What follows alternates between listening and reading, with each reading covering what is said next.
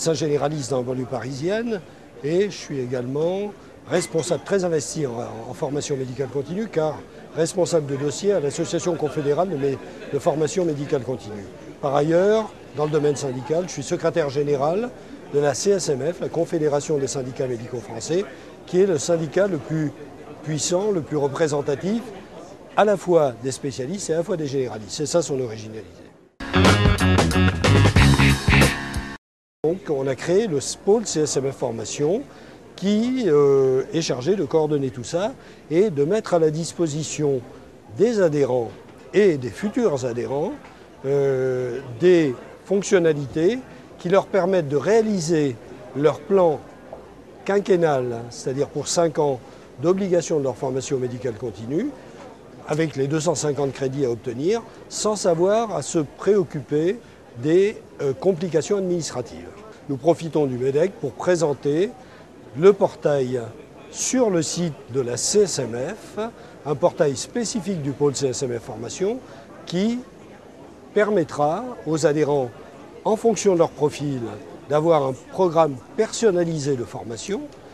Il ne leur restera plus qu'à aller assister aux formations et ensuite ils pourront en temps réel avoir la comptabilisation de leur crédit de formation sur le site. C'est-à-dire qu'à tout moment, pendant les 5 ans, ils sauront qu'ils ont fait 150 points, qu'il en reste 100 à avoir et que pour avoir ces 100 points, il faudra éventuellement qu'ils choisissent dans un certain nombre de formations qu'on leur proposera.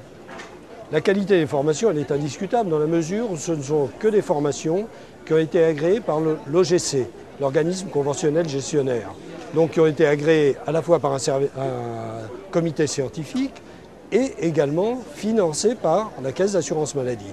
Ce sont des formations dans lesquelles les médecins sont indemnisés 15 C par jour s'ils sont généralistes ou 15 CS s'ils sont spécialistes.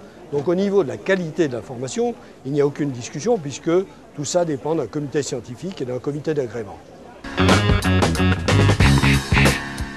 Nous, responsables associatifs, nous faisons patienter les médecins de terrain qui se sont investis, et les chiffres l'ont montré, et ils ne voient rien venir, ils sont dans un flou le plus complet, et donc on en arrive au stade où ils risquent de se démobiliser, et nous n'aurons plus aucun impact pour leur permettre de se remobiliser. On a l'impression, depuis le début, depuis 1996, qu'il n'y a pas de véritable volonté politique de mettre en place ce système. Et pourquoi?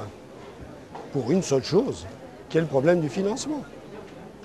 Puisqu'actuellement, aussi bien pour la formation médicale continue que pour l'évaluation des pratiques, et encore plus pour l'évaluation des pratiques, il n'y a pas de budget prévu.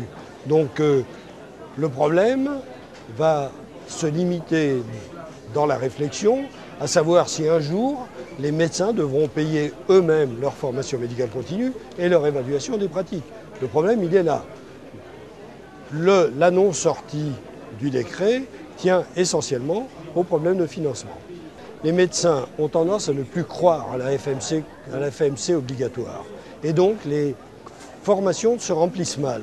Donc, l'adéquation, je veux dire, elle ne se pose pas, puisque de toute façon, l'offre est supérieure à la demande.